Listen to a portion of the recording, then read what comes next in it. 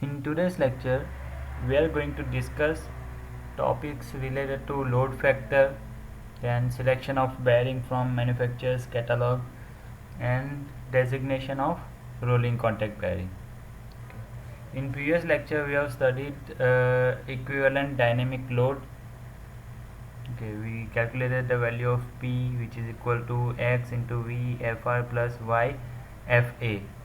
Okay, and we have seen the relation load life relationship. L tan is equal to C by capital P raised to small p.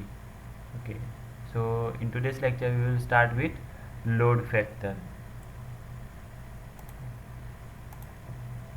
So basically, what is load factor? So the forces determined by equivalent dynamic load equation, means this equation that we derived in previous lecture, are multiplied by a load factor to determine the dynamic load carrying capacity of the bearing. Okay, so we are multiplying this load factor to determine the dynamic load carrying capacity. Load factors are used in applications involving gear, chain and belt drives. Okay, we will multiply the load factor with this equation where our application is gear drive, chain and belt drive. In gear drives, there is an additional dynamic load due to inaccuracy of tooth profile. Okay, ગિયરમાં many times એવું થાય છે કે tooth profile proper નહીં હોય તો additional axial and radial forces introduce થતા હોય છે. Okay, so this load factor will take care of that inaccuracy and the elastic deformation of teeth. While in chain and belt drives, the dynamic load is due to vibration. We all know that vibration is has very much impact in belt drive and chain drives. Okay, and these are the values of load factors that should be used according to application. So if we talk about gear drives, we are having multiple choices.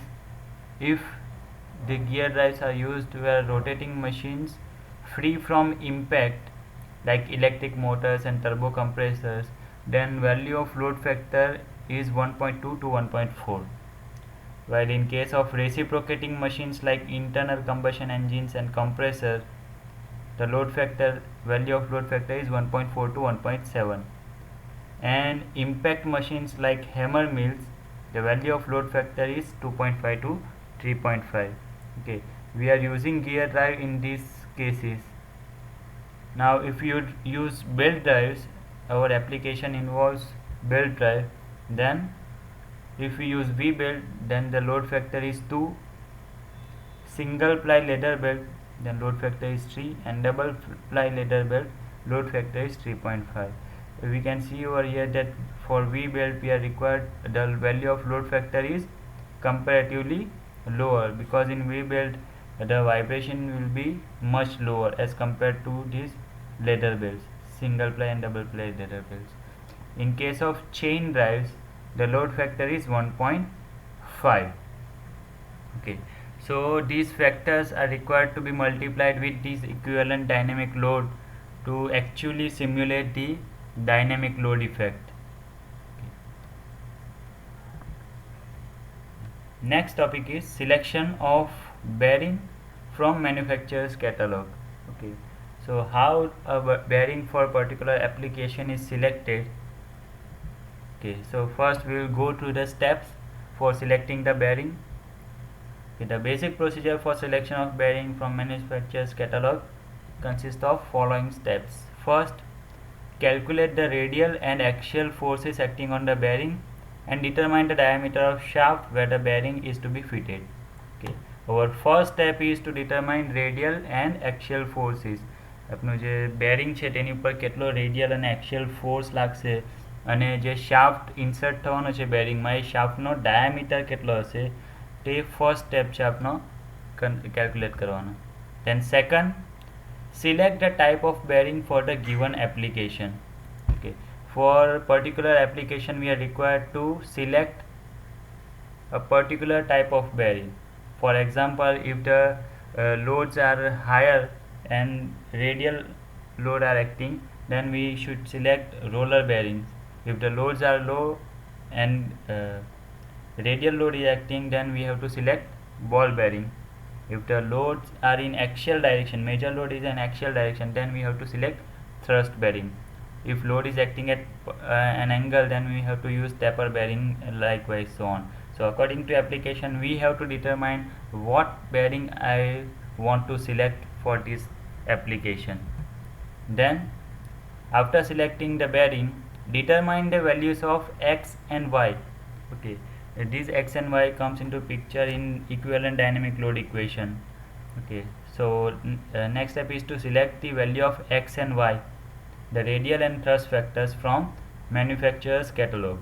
Okay, we will solve the example, then you will get the idea how to select x and y. Okay, right now we are going through the steps. Okay, so x and we have to select value of x and y.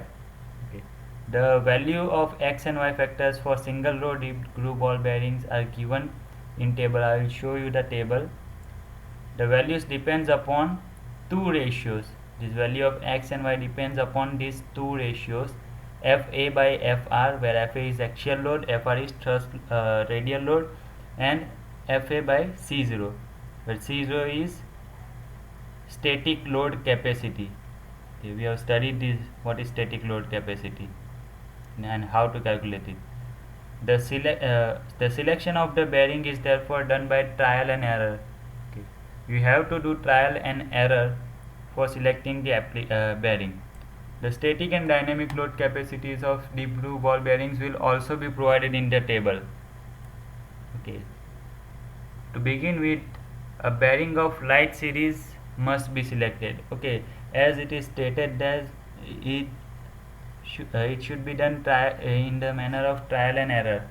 Okay, आपने trial and error છે તે procedure adopt કરવી પડશે. Okay, so if I am going for trial and error, then we should start with lighter series. Okay, why lighter series? Because cost of this lighter series will be lower as compared to medium range and heavy range series. Okay, so we will select first a light series, and is selected for the given number given diameter of the shaft, and the value of C0 is found from the table. Okay, this will be clear once I show you the table. Now, knowing the ratios Fa by C0 and Fa by R, if we know this ratio of Fa by C0 and Fa by R, then we get the value of x and y from the table. Calculate the equivalent dynamic load from the equation. We have to use this equation for calculating equivalent dynamic load. Now I have not shown over here capital V, if you recall this equation. Okay, because in this chapter we have assumed that our inner race is rotating. Okay, so for inner race rotating, value of V is equal to 1. That is why it is not mentioned over here. V is equal to 1. The next step is make a decision about the expected life and express the L10 life. Okay, now you have to decide for how much amount of time your bearing should be working, or what will be the life of bearing. You are now selecting the bearing. Okay, so you have to select like this bearing should work for 8,000 hours or 1 million revolution, 10 million revolution. You have to decide. Okay, based on your choice the bearing will be selected. Okay, so based on your choice the bearing may be costlier or less cost. Okay, so this is based decided by you. You have to select a proper life of bearing. Okay, you can select with the help of experience. Okay, if you are working in an industry for 10 years, 20 years, then you must be familiar with the condition of a machine and the maintenance cycle of the machine. So you can select the bearing life, or you can decide the bearing life that it should work for 8,000 hours. Likewise, next, calculate the dynamic load capacity. Once you have decided the L10 life, then you have to select the dynamic load capacity using this equation. We have already seen this. And after calculating this value of dynamic load capacity, you have to verify this value of C from that manufacturer's catalog, that it matches it or not, or the value of C is lower than the selected bearing or not. Okay. If this is not, if this value doesn't match, or this value falls above the manufacturer's catalog, then you have to select next series. You have to select medium series. Okay. So likewise these steps will be repeated from step number 3 to 7. Okay. So these are the steps for selecting bearing from manufacturer's catalog.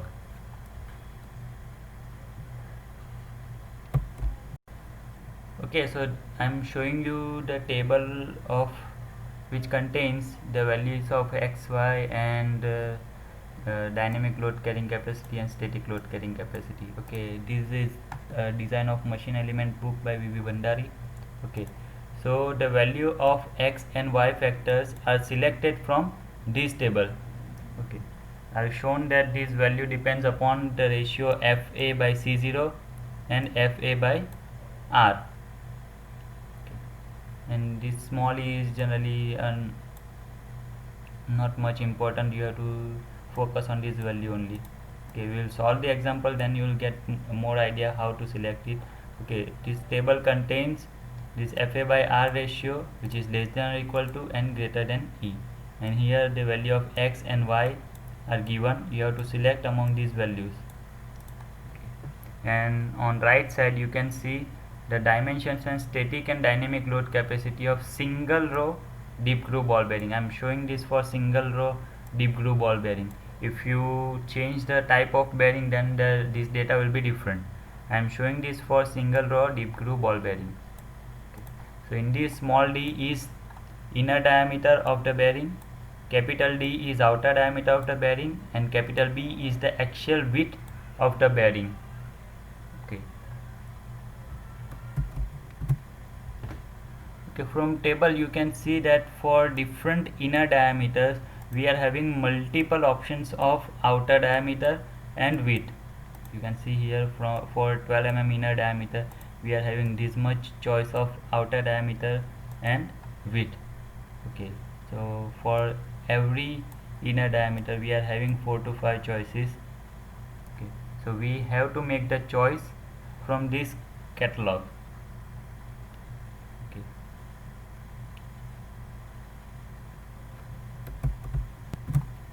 So let's solve one example, or we can say take an example to better understand the steps.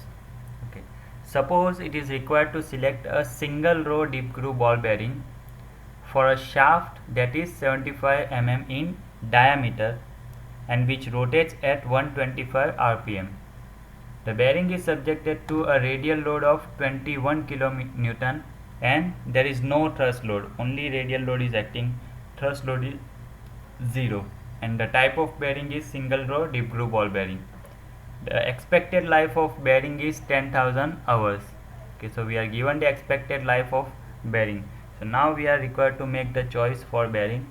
So step goes like this. Step number 1, determine the radial, axial load and diameter of the shaft. Okay, so radial load is given here 21 kilonewton, so you can say 21,000 newton. Axial load or thrust load is 0. Inner diameter or diameter of shaft is 75 mm. So if you see from manufacturer's catalog, for 75 mm diameter we are having this much amount of choices for bearing.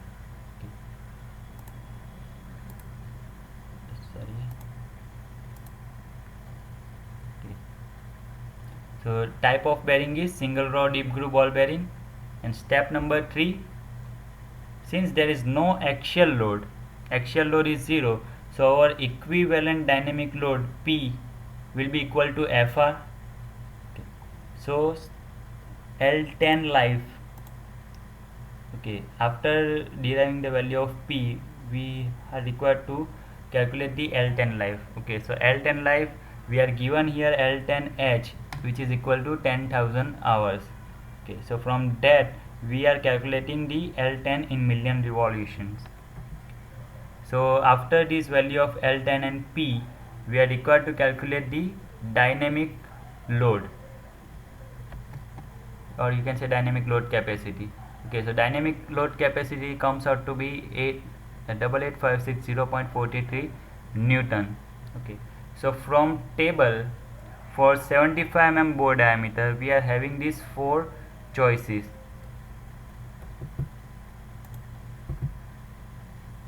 Okay, let me show you the table. Okay, for 75 mm we are having actually 6 choices, but now we have selected only 4, this below 4 bearings. Okay, why, that I will tell you later on. Okay, so from this table we have to look for value of C. For our calculation, our C, the dynamic load capacity is 88,560.43 Newton. So from table we have to select the value that is greater than this 88,000 value.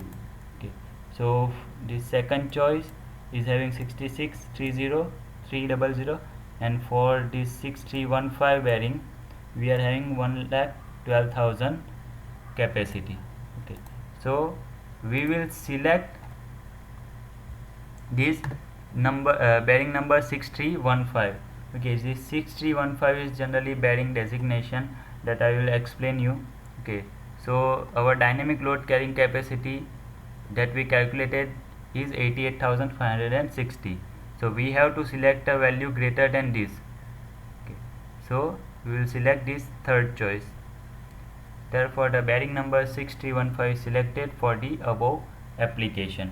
So this is how you have to select the bearing from manufacturer's catalog. Now let's have a look at designation of rolling contact bearing. Okay, if you see these numbers, these are 4-digit numbers for rolling contact bearing: 6015, 6215, 6015, 6415. These are 4-digit numbers. So what is the meaning of these digits? That will look. Okay, a rolling contact bearing is usually designated by 4 digits. The meaning of digits is as follows. First, the last 2 digit indicates the bore diameter of the bearing in mm, or you can say bore diameter divided by 5. Okay, so let's look at in that example only so you get better idea. Okay, so if you look at these previous 2 digits or last 2 digits or digits from right hand side, 2 digits from right hand side, it is 15. Okay, so this is actually divided by 5. Our bore diameter is 75. If you divide 75 by 5, then the value is 15. Okay, or vice versa, you can say if you multiply these 2 digits with 5, then you will get the bore diameter or diameter of shaft. Okay, so 15 into 5 is 75, so that is here. Okay, so if you want to go for series of bearing, then you have to divide this shaft diameter by 5, which falls to be 15. Okay. Second, the third digit from the right, okay, this third digit from right hand side indicates the series of the bearing. Okay, the number used to indicate the series are, if this third digit is mentioned 1, then the series is extra light. Okay, if digit is 2, then it is light series, 3 means medium series, and 4 means heavy series. Okay, keep this thing in mind. If you are selecting the extra light series, then the cost will be lower, as well as the dynamic load carrying capacity is lower. As soon as you move from extra light to heavy series, the cost of the bearing will increase 30 to 40% in each series. If you go for light series, it will be costlier, 30 to 40% more costlier than extra light. If you go for medium series, then it will be 30 to 40% more costlier than light series. Okay, at the same time, when you move from extra light to heavy series, the dynamic load carrying capacity will be increasing.